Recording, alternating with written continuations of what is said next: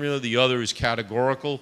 12 years ago, we didn't have a formula at all. All the legislature would do is say everybody gets a 3.5% increase, and it was really unequal in that sense. So I'm going to turn it over to Mark to let him walk you through that. Following that, we'll have lunch for you, and then the second part of the day, we have conflict resolution, open meeting law, and communications. Mark? Thanks, Tim.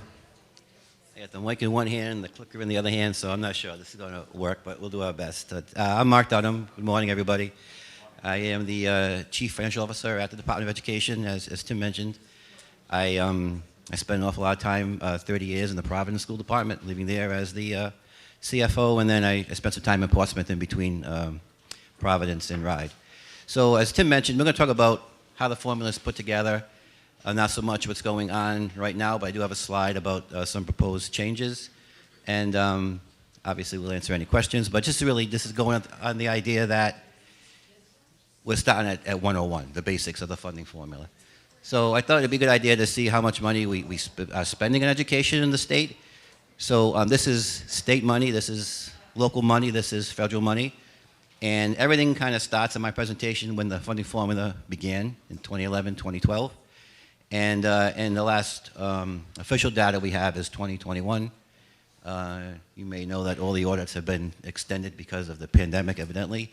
So we don't have 22 numbers, but you'll see some of our formula stuff goes into 23 and even 24. But you can see statewide we spend about $2.6 billion on education, which is obviously quite a lot of money.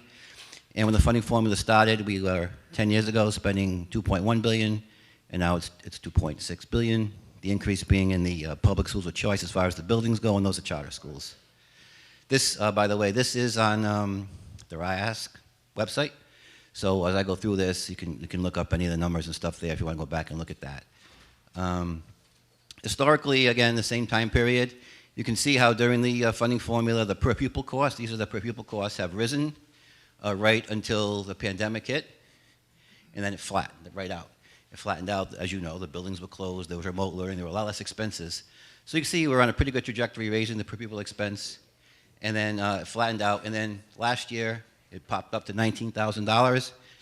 Two reasons for that. One is the influx of all the federal money, and the other is you can see the silhouettes up top are population numbers. You can see how that's dropped. It dropped after the pandemic year from 142,000 to 138,000, and it's been dropping ever since. So we don't know where the students are going, but they're not going to our schools right now. The formula, when it was first thought about and conceived, had four main goals. Transparency. I was in Providence when there was no formula, so to speak, and you never knew what you were getting until the last minute, who could make the best deal. So you always were waiting to do your budget until the very last minute, and maybe it was fair, maybe it wasn't, but you had no way to tell what was going on. So the whole idea was transparency. All the data that we use for the formula is available to all the school districts. Any of your business managers and CFOs can use the data at any time during the year and project their formula. So there should be no mystery to this. The components, as you'll see, are pretty clear. Predictability was another big piece of it. As I said, you never knew to the last minute what you were getting. So you should be able to predict now if your enrollment is going up, right? You're going to have more funds. If you're free and reduced or your students in poverty are going up, you should have more funds. So you should have a way to look at it. Now, the last couple of years we've hit a bump with this predictability because the enrollment's been an unknown. And frankly, if the governor and the House and General Assembly had used the actual enrollment numbers, there would have been enormous reductions to all of our rate. I think we all understand that. So it hasn't been as predictable the last couple. It was almost plug and play until that point. How many students? We gave out the share ratio, and people just did the math, and they were able to at least estimate to a pretty good degree what their formula, what their aid would be. So the last couple of years we've gotten off track. I think you'll see in the governor's budget, we're trying to get back on track by using more realistic data instead of hold harmless.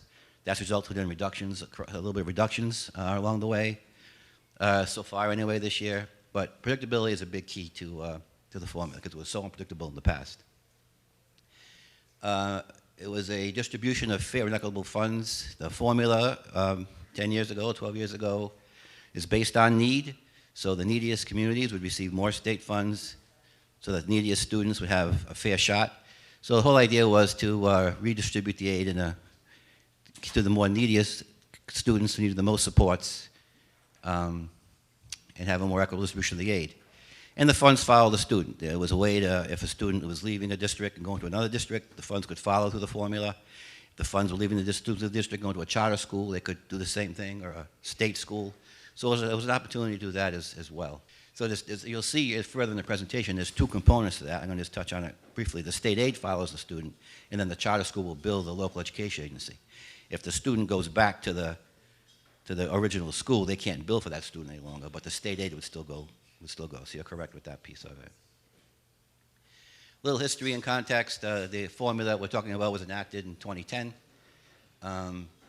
If you want to look it up in the law book, it's Rhode Island General Law 16-7.2-3, and it'll explain how it works. For those of you who may recall, it was a transitional formula.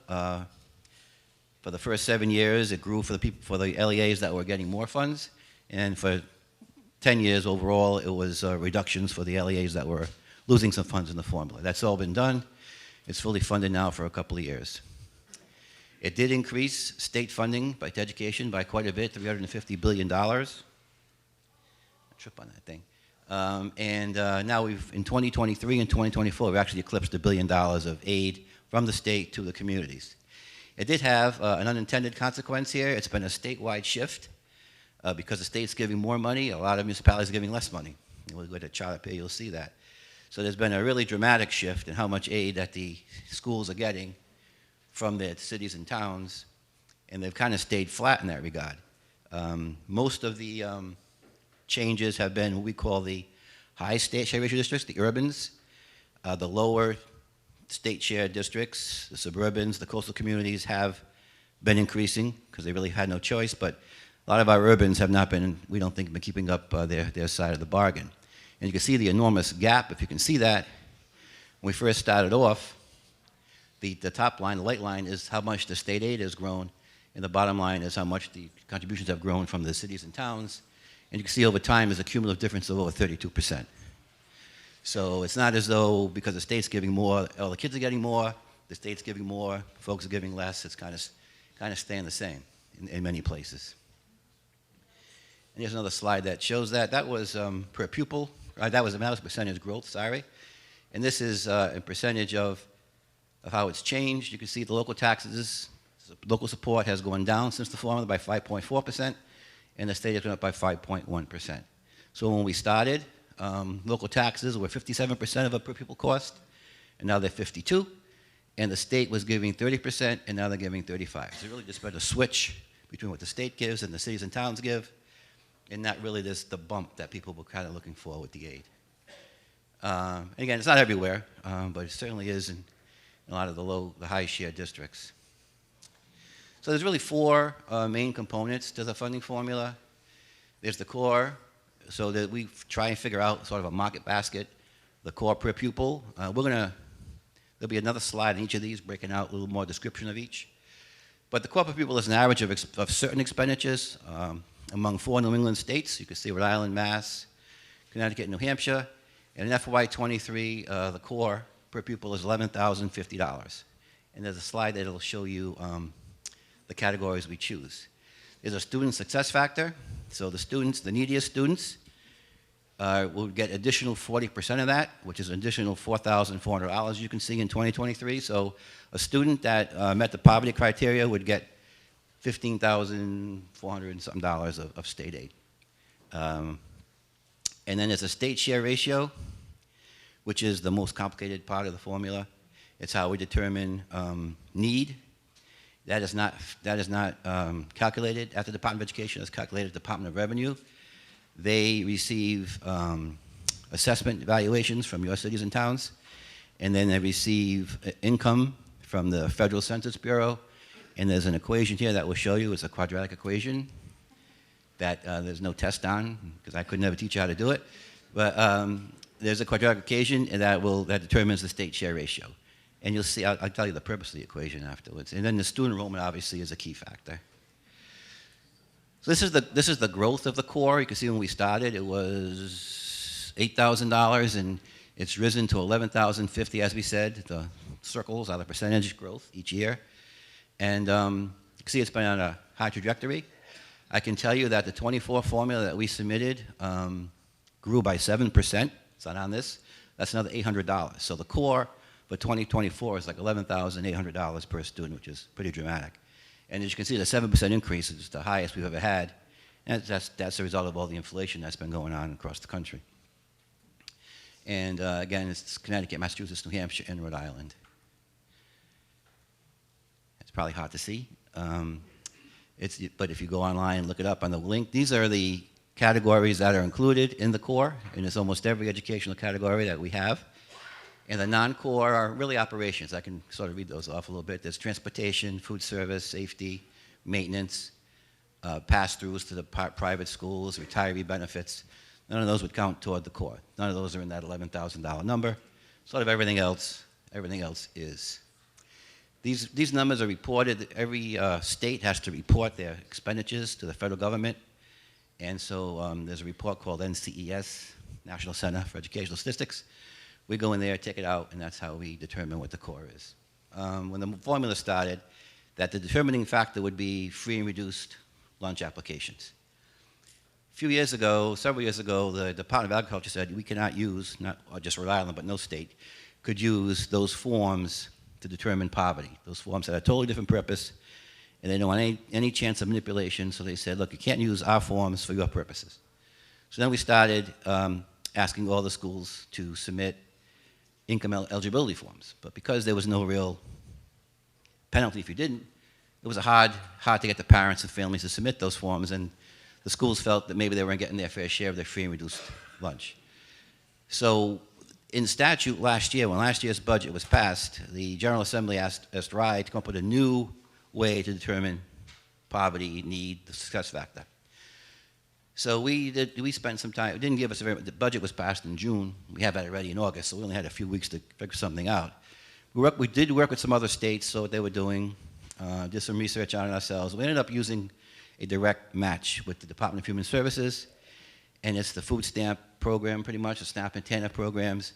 And if families had registered for that, we would use that data to determine the eligibility for success factor and poverty. What happens with this data is, even before we started doing this data is sent to the school districts. They have a chance to look at it, and because sometimes the data isn't that great. They might say, look, we've got 2 kids in this family are here, but the 3rd kid isn't for whatever reason, so there's a chance to go back and reconcile it and do it. Sometimes the names are a little off, or it's a junior or a senior or a middle initial. So we give them a chance to go back, look at the data, and make sure we have captured all the students. So this is what we submitted our current budget with. I know the governor and the General Assembly are looking at it to see, because we think it's a good measure, but when you look at what the previous measure was, it's hard to get it exactly the same. So some districts get a little more, some get a little less, so there might be a little adjustment to this as we go forth. I'm going to add by saying that the federal government suggests if you use this factor, that you multiply the number of students that you have on there by 1.6%. That's because if you are not a citizen, for example, you're not eligible for this program. And there's other reasons why families might not use this program. So and another reason is the free reduced lunch. This captures the poverty level for the free lunch, but not the reduced lunch. So between the 1.6 should capture the students that were in the reduced category, capture the students that are not U.S. citizens who don't qualify for this. So we take whatever number that is certified by the school district and multiply that times 1.6 to get a number of students that are eligible for the poverty factor. That's a little confusing there, but it's because it's a little bit in flux. But generally, that's how we measure it. So this is that formula I was telling you about. So it could be a little out of order here, but this is how they determine the need of the community, the state share ratio. And the next slide will explain it a little bit too. But what happens is there's a district, any district, Cranston. They figure out their E-wave, which is, I'll show you on the next slide, divide it by the number of students, and then it goes over the state number, right? Then you take that and you do that quadratic mean equation up top, which is this number squared plus the free reduced lunch for pre-K to 6 students squared divided by 2. What this does, it puts the emphasis on whatever is the lower number in that equation. So if your income is low, you get, if it factors that in. If your property values are low, it factors that in. I'm just going to go to the next slide because it explains a little bit. So E-wave, that E-wave is an abbreviation for equalized weighted assessed valuation, and it determines how much a city or town can spend, can afford to spend on education, and it's a number between 0 and 1. It's a small number. And then the way they figure it out is assessed valuations, which are submitted by each municipality, and by the median income, which is determined by the federal census. It's a way to make sure that the income and the assessed value is figured into the ability to pay. And they did both because there are some communities that have tremendously valuable property, but their income isn't really that great, or they have great income and not high property values for whatever reason. That doesn't seem to make sense to me, but that's how it might be. The complicated equation takes the needier, the lower of those two factors, and puts that into the share value. That's why it's complicated. That's why it's a quadratic mean, but it's designed to take in the lower of the two numbers. If your values are lower, it takes that in. If your income is lower, it takes that into effect. I hope there's no questions on this later. The student data, that's an obvious one, I think, for everyone. It's how many students do you have? We measure student data on what they call, you'll see it in here, RADM, Resident Average Daily Membership. What that means is that if a student's in school for a day, it does not count as a student. So if a student's there for half a year, it counts as 0.5. If they're there for a quarter of the year, so they may come in November and leave in March, they might be 2.25. So it only counts the number of days the student's in school, not attendance. They could be sick, but the only days they're actually enrolled in school. There are 3 collection dates. March 15th is the date that we use for the distribution of aid. We use that date because our budget is due. It fits with our budget. Our budget is initially due in September. So we use the March 15th data from the previous year to submit our budget. But then when the budget is passed the following in June by a General Assembly, we do update it with the more recent March 15th data. So March 15th is the key date that we use for that. It's important to know that the data that we have at Rhode comes from your school districts, and they can go into our database anytime, see how many students we're counting for them, and figure out their formula or anything else they want to figure out from that. So, and there are a lot of business managers that do that. They continuously, and what's good about that is they'll call sometime and say, look, this looks different than what we have, and we can reconcile it out and figure out what happens. So it's a good practice to do that. I think many do that. But the fact, what I want to point out is they have access, your districts have access to this information every single day of the year, and they can do estimates all the time. They don't have the core values all the time. They don't have the share ratio all the time. But they do have the enrollment numbers, and they can check on that. You'll see, put a bullet up here that the enrollment is declining. You could be registered and out sick, and you still count. The student will still count. So it's not attendance. It's just enrollment. For CTE, these students are in your account because you're paying them a tuition. For charter, they're not in your account because they're taking the aid right off the top. But for CTE, yes, they do count into your RADM. That's why the district would pay the tuition, because you're getting the money for the student. So as I mentioned, the enrollment is declining at a very quick rate, which is why the formula become less predictable, which is why we've all had to wait till the last minute to see what the House would do in June to pass a budget, whether they're going to hold you harmless, hold you portion harmless, use the real numbers, which would be kind of disastrous. So it was down 4,300 students in 2023, and it's down more now. It's down more like 5,000 or 6,000. It doesn't count the migration to the charters. That's just less kids in the state of Rhode Island, less students in the state of Rhode Island. And no one seems to know, why. Seems to be able to tell us where they're going. small percentage going to private schools, small percentage going to homeschooling. We can identify those for the most part. But most of the reduction, we don't know where the students have gone. So here's, this is going to look, hopefully, this is pretty basic formula, right? So this school district, unnamed school district, has 2,000 students in grades pre-K to 12. Actually, they have an RADM of 2,000 students. We saw that the core, right, was $11,050, so that would generate $22.1 million. And then in that 2,000, there's another 800 students that qualify for the success factor, so that's an extra 40%.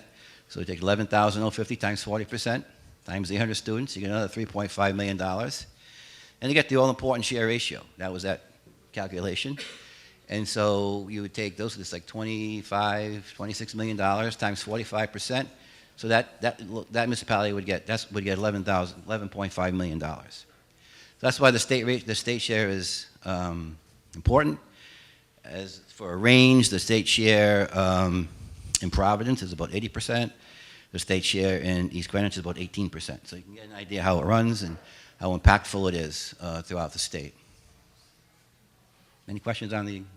Okay, yeah. I don't know if you're near the end of the presentation, but Is it hungry? state held to the level funding requirement that municipalities are held to.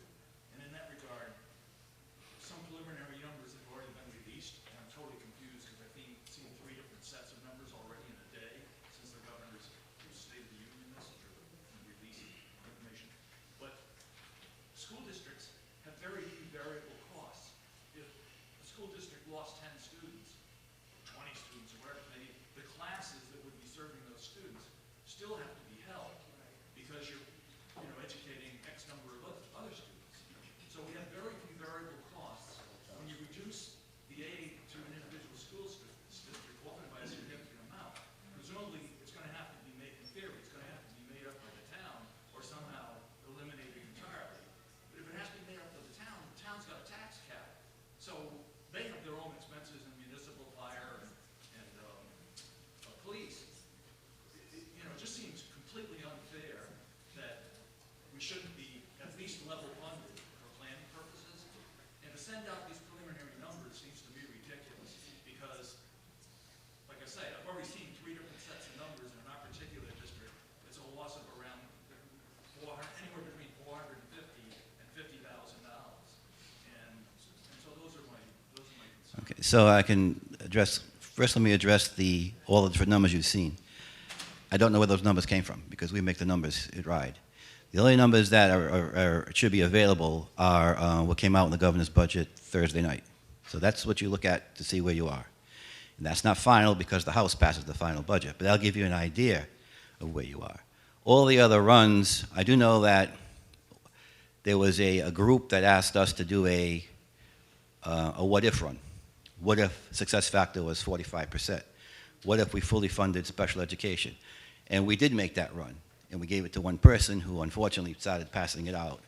And we knew we was going to give it to another person, but then it just got distributed.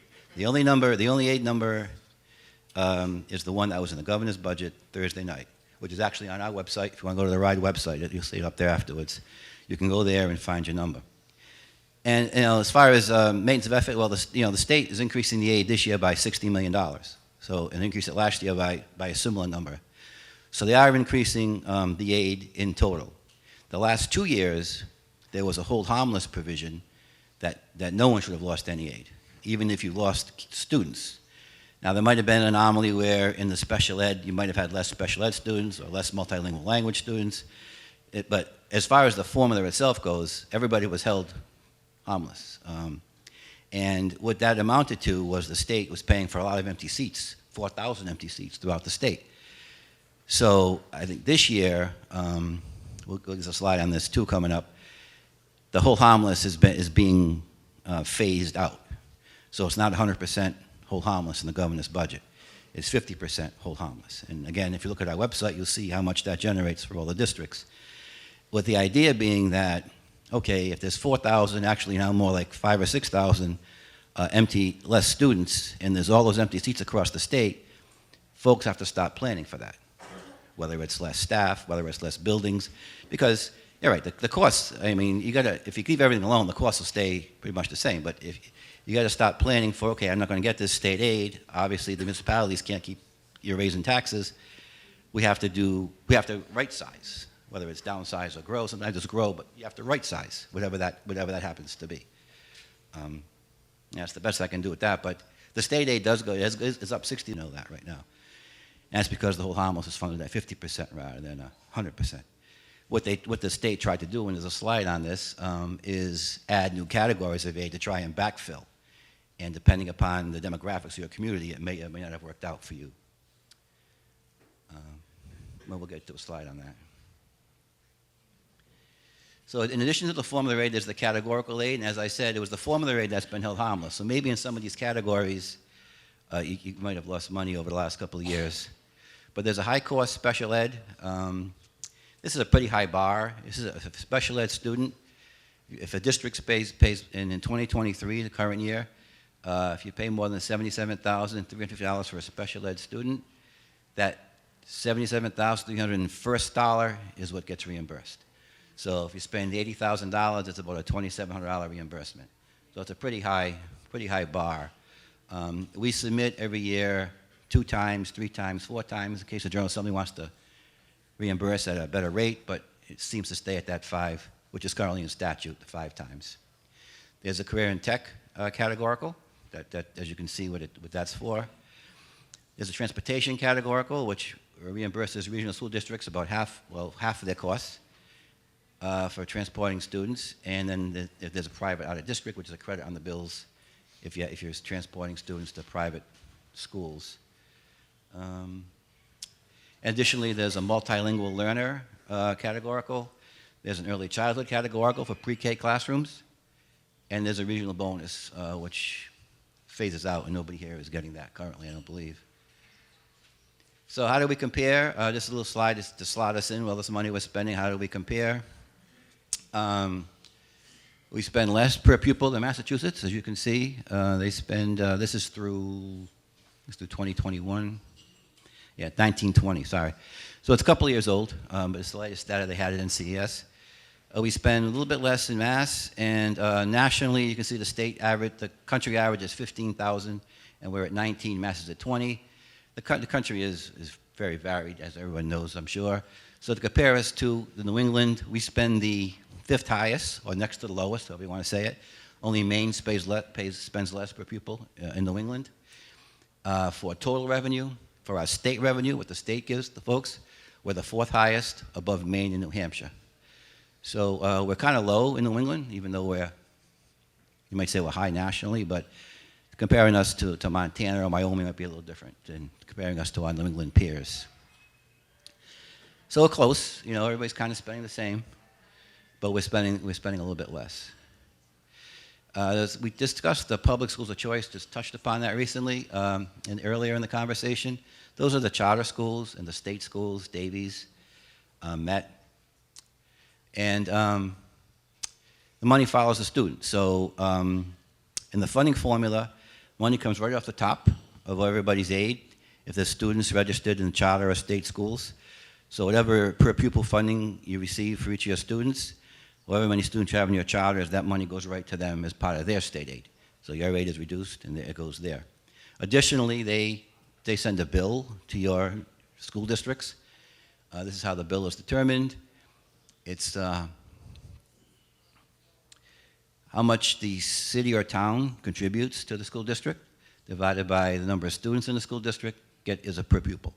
So that's how. So what this does, the state aid sends the amount of money the state allocates to the charter, and this calculation sends the amount of money per pupil that the city or town allocates to the charter. So theoretically, the charter student gets the exact same amount of money as the non-charter student, and the money is following the student. The charters will send a invoice to the public school on these dates for the number of students registered there. And that top calculation does get reduced by 7% for the most part for unique course that the school district has that the charter might not have, which might be adult ed, it might be preschool, it might be screening. It's different courses that we determine that the typical school district has that the charter school might not have. Pardon me? Well, no, because all the charters except mayoral academies, their teachers are in the pension fund. The mayoral academies would come out of that, yes, but not the typical charter because those students are in the pension system. And actually, it's a little more complicated because, yeah, it's only the unfunded liability portion of the pension contribution that comes out of it. So there's a calculation you make because when we make a contribution to the retirement fund on behalf of teachers, there's a portion that goes to the unfunded liability, and that's the portion that comes out of that. The thought being that mayoral academy teachers still have some kind of 401k or something that their employer contributes to, but no unfunded liability portion. Yes, that's right.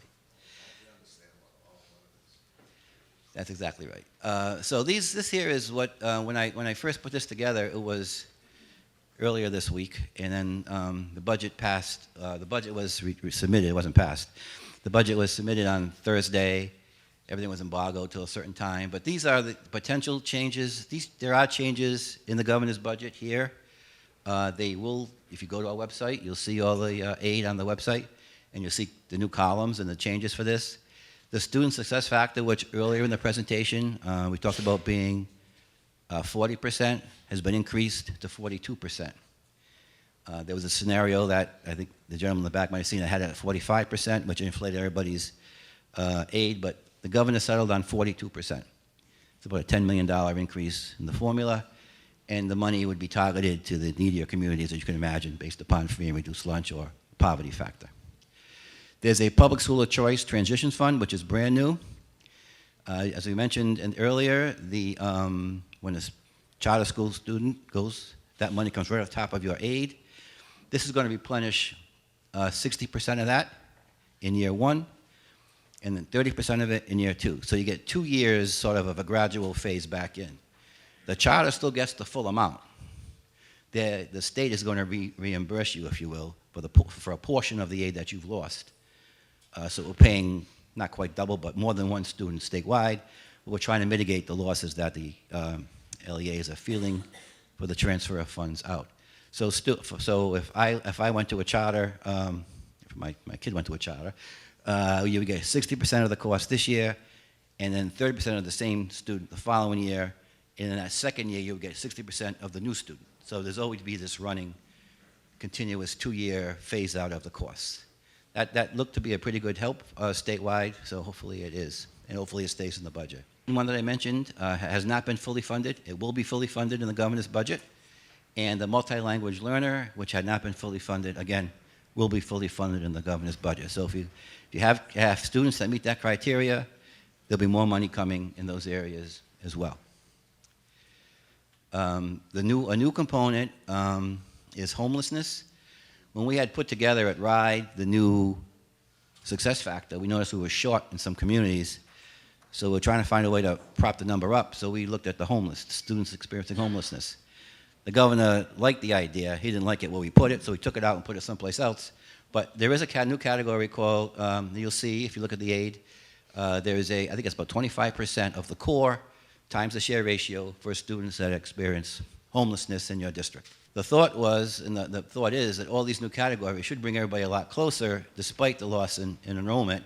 But there's still 10 communities, I think it is, and 2 or 3 are really small, but there's still 8 that have a pretty significant amount of money that they have less in 24 than 23 at this time. I mean, it could, you're going to see aid on our webpage.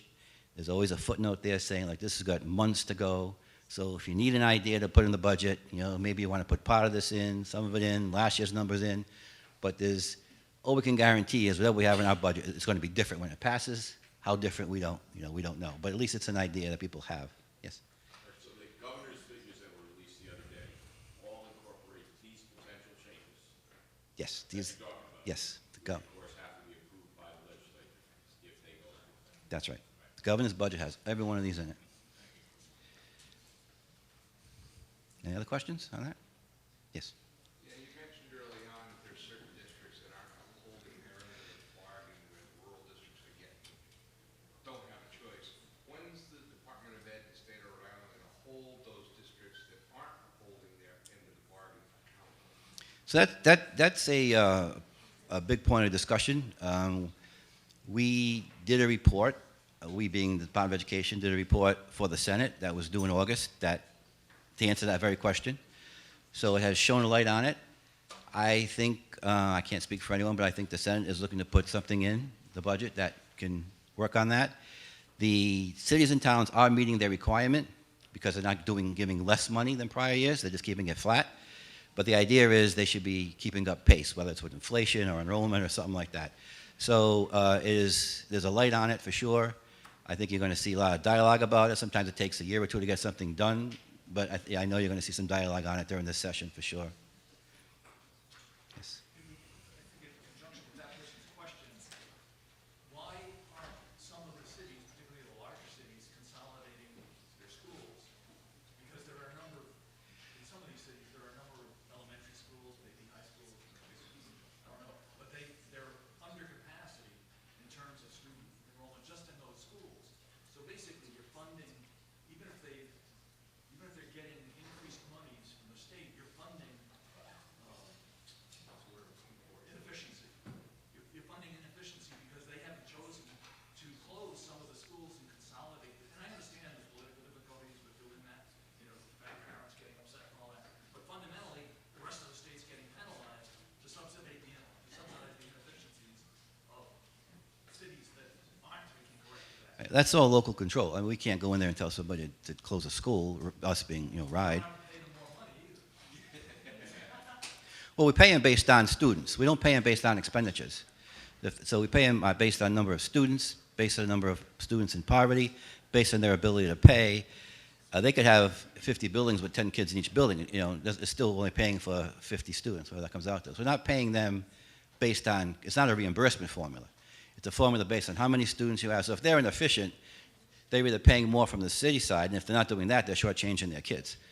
That's just, so the ratio being shown is not to say, it's the ratio of what state aid is, the percentage of state aid compared to the expenses in a particular district.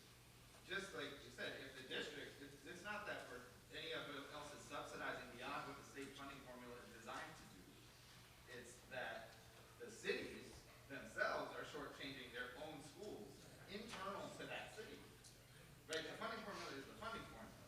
Whether the city of X decides to give more, that doesn't make the state aid go down for that city. The state aid is going to be the It same. makes it go up and they take it away from No. the other districts. No, the formula is the No. formula. Let's not try not to get into a debate between ourselves. Mark knows this and he's crafted it. The formula is specific in terms of how it compensates for its share of the core instructional amount. And that's the primary part of this. So the state has a specific number that they have. To Fred's point that some cities and towns are not meeting their core instructional amount, well, there is no penalty currently in state statute. There is no requirement that the state can compel them to meet that requirement. Senator Pearson is looking at that. He looked at that as part of his overall Senate task force on it. For instance, you're here today, a lot of you, because there's a state law that says you have to have a minimum of 6 hours of professional development. I'm going to give you a big surprise. There's no penalty mechanism for it. So if somebody doesn't show up and doesn't do it, there's nothing that we can compel them to force them to come and sit on a Saturday in the Crown Plaza. That's similar to what we're talking about relative to the local share. And in that instance, in his report, he only identified 3 communities that were not meeting their obligation to fund the core instructional amount. I completely agree this is a problem that started 12 years ago when we put the formula in place. It's not a true foundation-based formula because it doesn't have a mill rate or a local property tax rate that's required. Hopefully, going forward, that'll be an item of consideration. Sorry, Mark, I didn't want to step on you. But you know, everybody has good opinions on this. We don't want to have a debate going back and forth. I just want to add one more piece to that, is that even though, we don't reimburse on expenditures, there is this is not this presentation, but there's this UCOA coding for expenditures that we have been much more aggressive with. And we have been meeting with all the cities in town, all the school districts, so they can understand it fuller, they can make sure the data is accurate, and they can start comparing themselves to their neighbors, to their like partners across the state, to see if they are efficient or inefficient, and if they want to do something about it. And it's been an eye-opener for a lot of the districts, a lot of the superintendents, and I think that will have a positive effect on going forward. But Receiving, well, as you said, this is still in the works.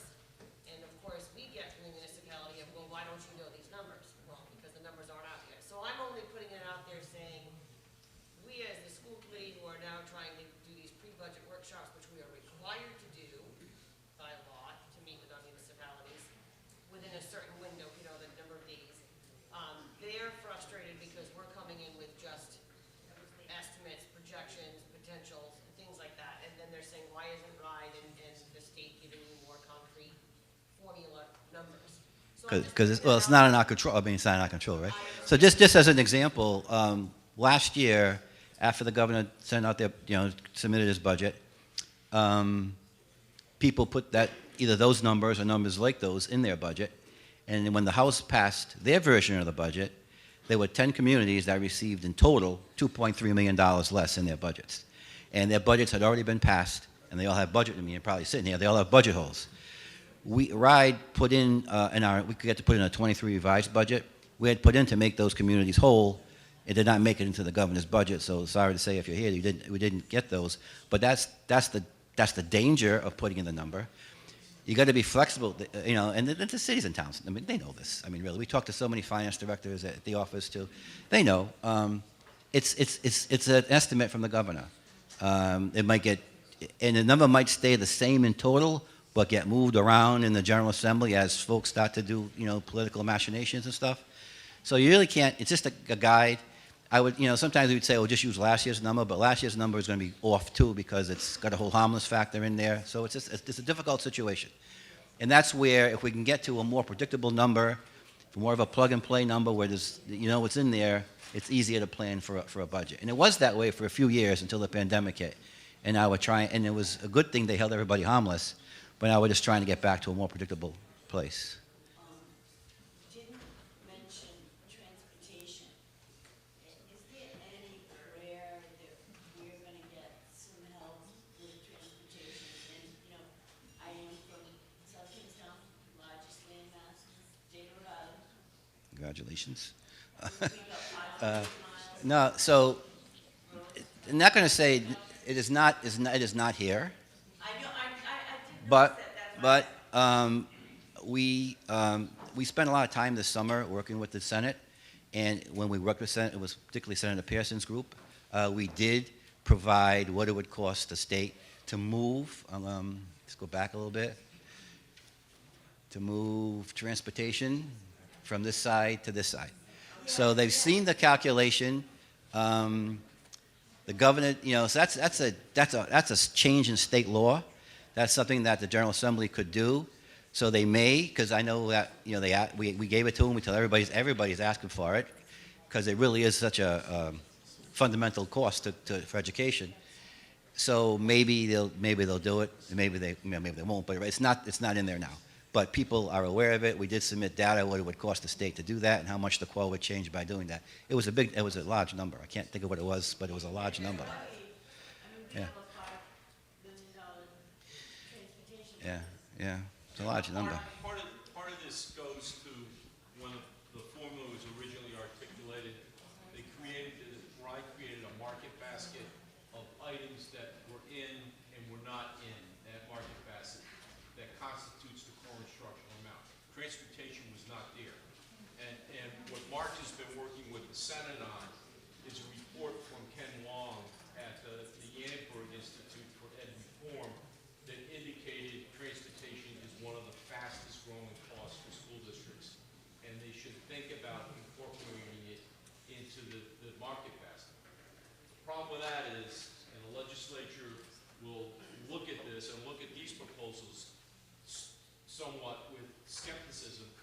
every time you add a new number in, it changes all the numbers up and down. So you've got 75 reps and 38 senators that are sitting there. Suddenly you say, well, we're gonna include transportation. You only have so much money to distribute. Somebody's gonna end up winning and somebody's gonna end up losing. And legislative leaders are loath to alienate members if they want to retain their positions.